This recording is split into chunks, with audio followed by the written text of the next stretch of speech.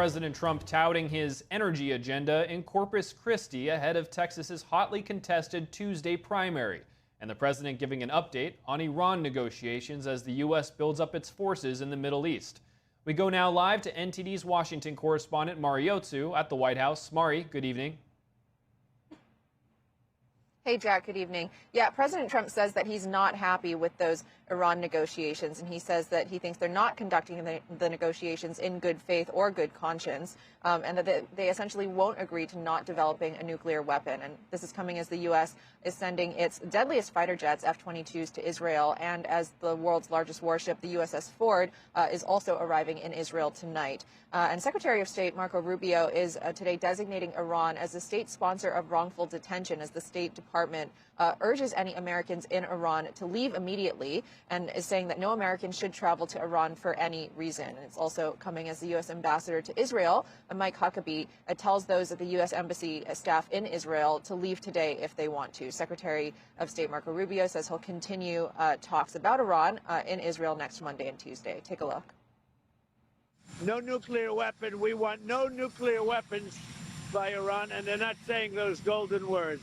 President Trump's warning coming amid the largest military deployment in the Gulf since the 2003 buildup to the Iraq War. And as Reuters reports that Iran is close to a deal with the Chinese regime to purchase anti-ship cruise missiles. According to weapons experts, these missiles would pose a significant threat to U.S. naval forces in the region.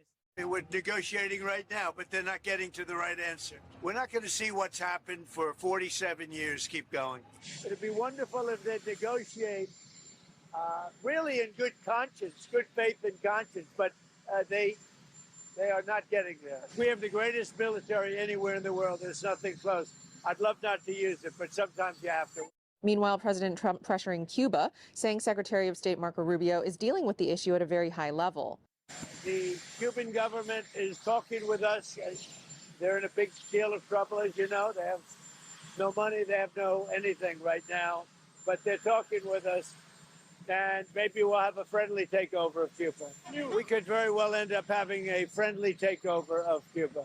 Since Maduro's ouster, President Trump has repeatedly said communist Cuba is in big trouble. It's been crippled by severe oil shortages, and the president last month declared a national emergency over Cuba, threatening tariffs on nations that provide oil to the communist regime. In the order, he blasts the regime for harboring adversaries, spreading communist ideology across the hemisphere, persecuting dissidents, and threatening U.S. national security. The order says Cuba aligns itself with, quote, numerous hostile countries, naming China, Russia, and Iran. What the Cuban people should know is this: that if they are hungry and they are suffering, it's not because we're not prepared to help them. We are. It's that the people standing in the way of us helping them is the regime. It's their Communist Party. That's who's standing in the way. Jack, meanwhile, President Trump is touting his energy agenda tonight in Corpus Christi, Texas. He's celebrating that gas prices there today fell below $2.30 a gallon. And ahead of the highly contested Texas primaries next Tuesday, President Trump is also pushing for election integrity via the Save America Act, which would require voter ID and proof of citizenship to vote. Take a look.